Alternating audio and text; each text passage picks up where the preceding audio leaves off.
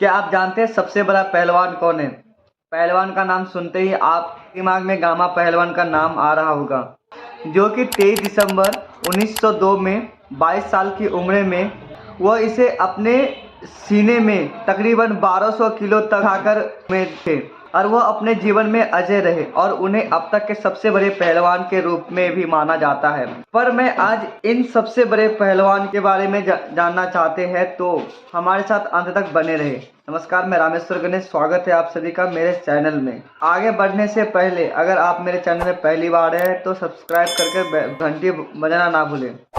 एक बार की बात है, माँ सरस्वती, माँ लक्ष्मी और समय आपस में काफ़ी लड़ रहे थे और अपने आप को सबसे सर्वश्रेष्ठ और सबसे पहलवान ताकतवर बता रहे थे। माँ सरस्वती कहने लगी, मैं विवेक हूँ, मैं ज्ञान की भंडार हूँ, मैं हर किसी के कंठ में रहती हूँ और वह मैं जिसमें चाहूँ उसे विद्वान बना सकती और जिसे चाहूँ उसे बुद्धिहीन बना सकती हूँ। इतना सुनते ही माता लक्ष्मी गुस्से में बोली, मैं धन की देवी, मैं जिसे चाहूँ राजा बना सकती हूँ और जिसे चाहूँ गंगू तेली बना सकती हूँ। यह सारी बात सुनकर कोने में खड़े होकर समय सुन रहा था। उसने मुस्कुराते हुए बोला, मैं समय हूँ, वह काल के रूप में आता हूँ। मैं वो हूँ जो भगवान राम को राज्याभिषेक होना था पर वनवास मिला। मैं वो हूँ जो पांडवों को जंगलों की दर दर भटकने पे मजबूर किया। समय का चक्र हूँ, हर किसी के जीवन में सुख दुख लाते रहता हूँ।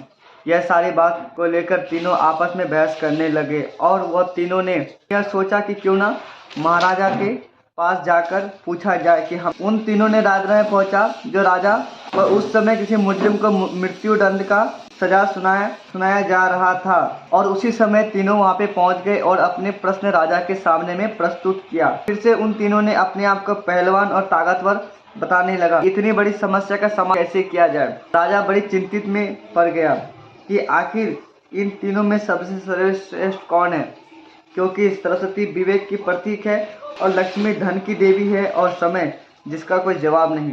इतने में ही मुजरिम ने बोला कि महाराज, मुझे एक मौका चाहिए। सुनते ही राजा ने मुजरिम से पूछा, कैसे? मुजरिम ने कहा, महाराज, मुझे आपकी सहायता चाहिए। राजा ने पूछा कि बताओ, किस प्रकार की सहायता चाहिए? मुजरिम ने कहा, महाराज, फैसले के लिए थोड़ी देर के लिए आपके सिंहासन चाहिए, तभी उचित न्याय होगा।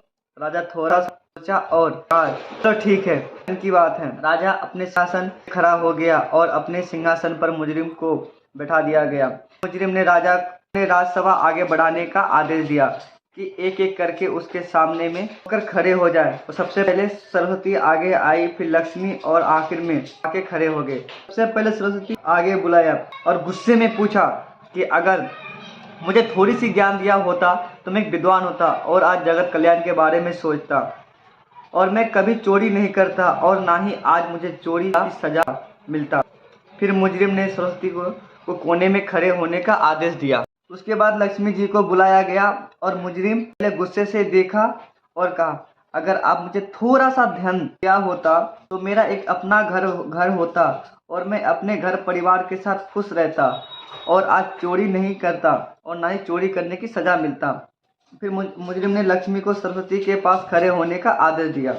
फिर बारी आई समय का। मुजरिम सबसे पहले सिंहासन से खड़े होकर समय के पैरों में गिर गया और कहने लगा, प्रभु, आप ही सबसे सर्वश्रेष्ठ हो और आप ही महान हो और आपका मुकाबला कोई नहीं कर सकता। मैं थोड़ी देर पहले ही मृत्युदंड की सजा सुनाई दिया था, पर आपकी वजह से मैं राजा के सिंहासन पर बैठा हूँ और राजा मेरे पास में खड़े हैं। यह सारी बात सुनकर वहाँ पे पूरी राजसभा दंग रह गई।